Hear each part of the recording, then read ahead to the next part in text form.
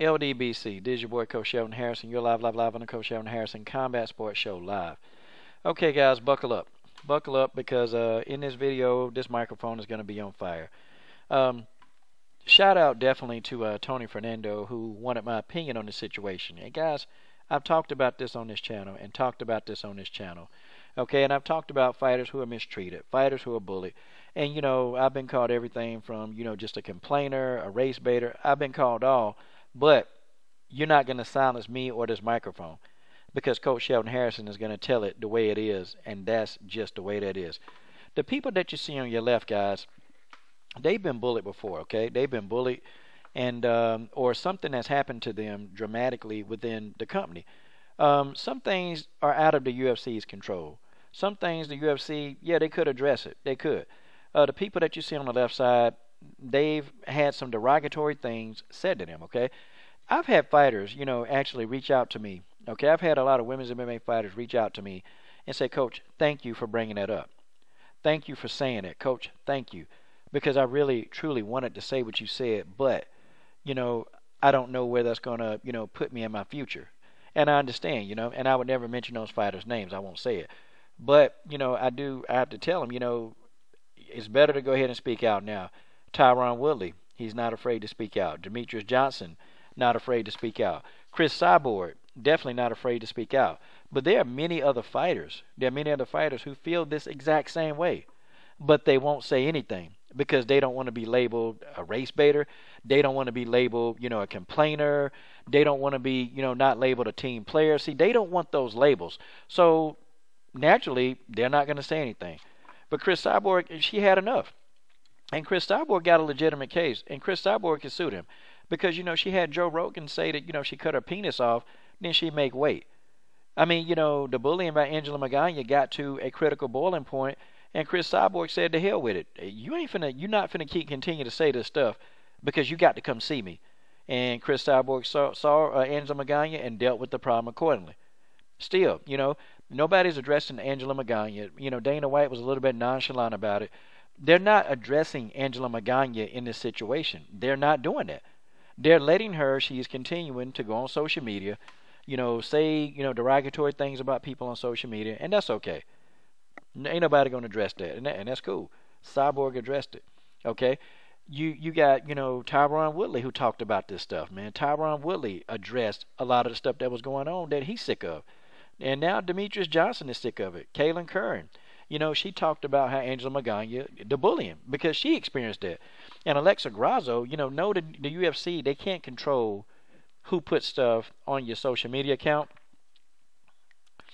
But Alexa Grasso, you know, she had some really very bad derogatory things said to her on Facebook, man. Good grief, man. And, you know, it's a wonder, you know, how this girl can still even keep her Facebook account up with some of the things that, you know, she was being told. But this social media bullying is real. You know, Angela Magana even tried to bully Miesha Tate. Miesha Tate ignored it.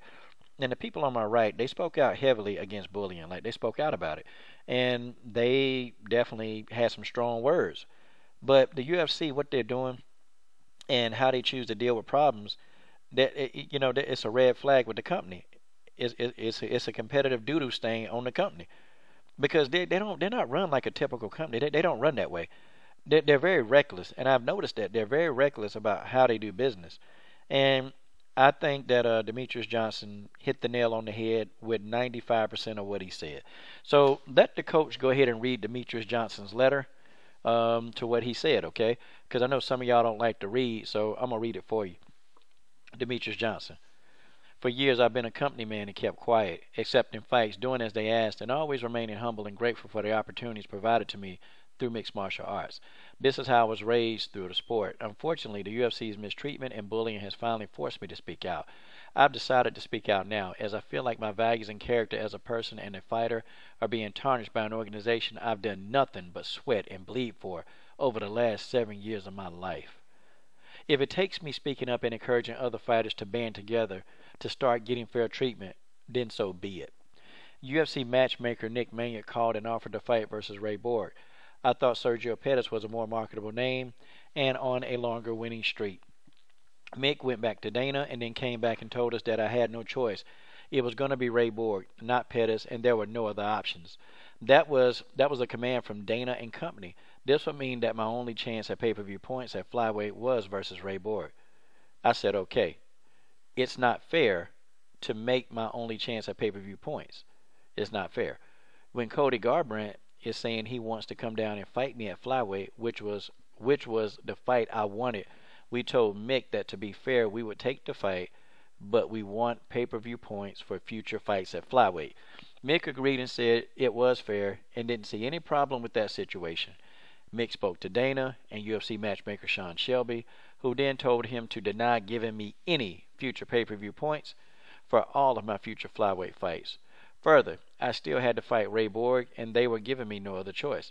I accepted the fight with Ray and decided to deal with the unfair situation and despicable treatment by Dana and Sean after I succeeded in breaking the consecutive title fight defense record in my next fight versus Borg. Mick thanked me for accepting the fight, knowing that I was being screwed over and mistreated by Dana and Sean. I wanted a reason for not being allowed any future pay-per-view points. Sean Shelby called and told us how smaller fighters don't sell, that the UFC can't make stars of anyone, and that a fight between Cody and I wouldn't be a sellable fight. We disagreed. I think a fight between Cody and I would be popular if it was even given a small serving of the marketing efforts put into other big fights. The UFC has failed to market and promote me appropriately. Prior to my last fight, where I tied the record for most consecutive title defenses, we waited to repost UFC social media posts about me from their Facebook page. There weren't any posts until a few days into the fight week. Then there were a total of 2 posts. In comparison to others they promote across their social media platforms, they failed to do their job in promoting me and that monumental event. In my recent conversation, Sean and Dana have confirmed UFC's lack of desire to put any effort into promoting us. In addition to the above, I want to address the lack of marketing and promotion of the flyweight division. Even though Dana will claim otherwise, I would challenge that the UFC doesn't even market the division. It's been 3 years since the UFC launched 3 new divisions in 2 years, 2012 to 2014, where they focused most of their marketing efforts to grow female mixed martial arts, which I understand. But we are now 3 years post-launch, and the company continues to do the bare minimum in marketing the division, well past the launch of these other divisions. As a fighter, I pay very close attention to the amount of marketing that goes into and around my fights, and I can tell you that you'd be hard-pressed to find much that has been done to promote me outside of Tough 24, which was minimal in comparison to other fighters, and shows. With me, the UFC chooses not to market the best fighter in the world and arguably the greatest fighter of all time. I can't think of any other sports organization in the world that has the best player in the sport where the league or the organization doesn't market that player to their loyal fan base to sell more of their product.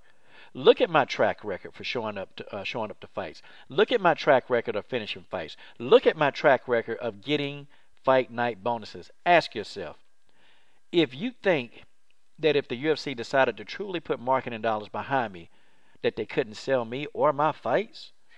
Completely unrelated. And after the accepted fight versus Ray Borg, Cody Garbrandt injured his back, and TJ Dillashaw said that he wanted to fight me. Dana told me he wanted me to fight TJ, which I disagreed with for multiple reasons. First, TJ has never fought at flyweight and is unlikely to make the weight, which would then eliminate the possibility of breaking the title defense record. Second, they have already told me that a fight between Cody and I wouldn't be sellable. So fighting TJ would have no monetary upside. Third, TJ is not a flyweight or a current champion in any other weight class and was KO'd by the flyweight whom I beat twice already. Last, Ray Borg and I already agreed to fight, which the UFC tyrannically demanded while denying me any future pay-per-view points. After telling Dana my reasons, Dana angrily told me that I'm fighting TJ once again with no other option or say in my career, and against the plans we had previously laid out. He went on to further say that if I didn't take the fight against TJ and drop Borg as the opponent, he would get rid of the entire flyweight division. Wow. He said this is for TJ, and I'm taking away TJ's opportunity. That fact that he feels that what I should do in my career is for TJ, tells where his priority lies. Sorry, Dana, my career is about Demetrius Johnson and my goals of fighting the best current flyweights, breaking a record of title defenses, going after the bantamweight champion after I've broken a record, and making money for my family. My career is not about doing for Dana's buddy, who is neither a bantamweight champion or a flyweight contender. We ended by disagreeing and left it there. The next day, Dana went to the media and announced that I was fighting TJ Dillashaw in an obvious attempt to bully me in the media and tarnish my reputation. I posted a short statement letting people know that I had not agreed to the TJ fight, but I had already agreed to fight Ray Borg as demanded by the UFC. Dana put up an interview stating that it was insane that I didn't want to fight TJ, that he makes the matches and the match he is making is, and you wait a minute, I'm trying to get this. Oh, the match that he is making, and you tell me why DJ doesn't want to fight TJ, trying to make it as though I am scared or ducking TJ Dillashaw. Mick spoke to me to try to change my decision, the offer from Ray to TJ. I told Mick that I thought TJ should fight once in the division first, prove that he can make the weight and get a win at that weight, then fight me if I wasn't already busy with Cody. Mick agreed that made the most sense. Later, Mick called again, as mandated by Dana, to try to make me fight with TJ and drop Ray. We told him we didn't think TJ would make the weight, and the fight would be off since it would no longer be a title fight without TJ making a weight. Mick said that they guaranteed TJ would make weight. Whew. We told him since it was guaranteed by TJ and the UFC was demanding and putting me in a bad circumstance, then it is fair that if TJ didn't make weight, the fight would be off and I would still get my guarantee, plus TJ's guaranteed pay. Mick said Ray would be on the card and he would fill in if TJ didn't make weight. We said, oh, then which one do I train for? I thought TJ guaranteed he was making weight. Is it a world championship with the #1 pound-for-pound fight on the earth, or an amateur tournament where I don't know who I'm fighting until I get there? Obviously, there was no guarantee, and they just wanted me to push to do something that they knew wasn't a good choice for my career. The guarantees that they made had nothing to back them up, and they were unwilling to give a real guarantee to compensate me for all the damage I put on my body preparing for a fight that may not happen. The fact that they said Ray will be a backup shows the lack of respect they have for what we go through in preparing for a real fight at this level. Mick went back to Dana and Sean, then came back and told us that they don't agree with my request and I have to fight TJ with no guarantee to make weight or financial incentive if he doesn't make weight.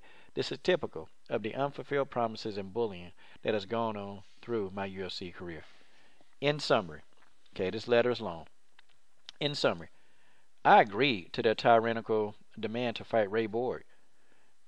The UFC, the UFC has refused to give me pay-per-view points on any future flyweight bouts and has never given me any pay-per-view bouts or points on previous bout. My request was fair and the matchmaker in charge of the flyweight and bantamweight division agreed. I gave the UFC fair conditions to change the fight to TJ Dillashaw and they refused.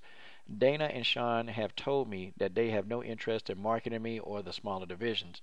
So when they say I will make pay-per-view money versus Dillashaw, they leave out the fact that I have to hit certain numbers of buys, which will not be hit if they fail in marketing me like they have in my previous fights. If TJ doesn't make weight, I can't break the record for the most consecutive title defenses, and they have denied paying me in that circumstance. Dana has made an effort to bully me in the media as well as in private in order to get what he wants, even though it is not what's best for the sport. If Dana says this will be a big pay-per-view fight for me and that they will promote it properly, then he can pay for it up front and explain to Ray Borg why he is being taken out of the fight that the UFC matchmaker in charge of the division put him in. Otherwise, it's just another lie in an attempt to bully me to do something that Dana wants. But it's not the right thing to do for the sport or my career. The UFC's track record in marketing an effort to promote my fights and Dana's claim that this is a big chance for pay-per-view dollars for me tells a different story than what Dana White is stating to the public. Okay, now, that letter was a handful. That was a long letter, but Demetrius Johnson put it all out there on the line. He told you exactly what it is, okay? And I agree, man. How y'all gonna tell a man that he got to fight Ray Borg? He said he didn't want to fight him. He wanted to fight somebody else that was a tougher fight. Then, okay, when he said, okay, I'll fight Ray Borg, then you tell him he can't fight Ray Borg, that he got to fight TJ Dillashaw. Demetrius Johnson said it, look, We know TJ Dillashaw is your buddy. We know that that's your buddy. We know that you're trying to do stuff for TJ. We know that you want to help your buddy out, but you helping your buddy ain't got nothing to do with my career. This is the gist of the letter. Tyron Woodley talked about this kind of stuff. Now Demetrius Johnson is talking about it. And yeah, I think we all know, man, the UFC, good grief, man. Man. But that's the culture. That's the culture of the company. Bullying is the culture of the company. And Demetrius Johnson, he going to keep speaking his mind. And that's what he need to do. These fighters need to come out, man, because you know what? These guys, they're tearing their bodies up. They're going through training. They're starving themselves to make weight. They're doing all kind of stuff, man. They're losing time with their families. They can't sleep good at night. These fighters, man, their bodies go through hell to get prepared for a fight. And this guy got to worry about, the money. This guy got to worry about, okay, am I going to fight this guy, Who do I prepare for? What do I do? So I'm just going to show up to the fight, not knowing if I'm going to fight or who I'm going to fight. Yeah, man, Demetrius Johnson, he has a legitimate complaint. And it's real, man. It's real. But, man, they're going to keep doing this because, see, let me tell y'all something. Demetrius Johnson, Tyron Woodley, Chris Cyborg, they can't be the only ones that talk about this stuff. They can't be the only ones that speak up, man. I mean, it's all of you fighters. I mean, you fighters that complain. Look, y'all need to speak up. Y'all need to speak up because some of you guys are y'all feel the same way. But you know what? You guys tell me what you think. This is your boy, Coach Sheldon Harris. Number 1, what are you waiting on? Subscribe to the best women's MMA platform on YouTube.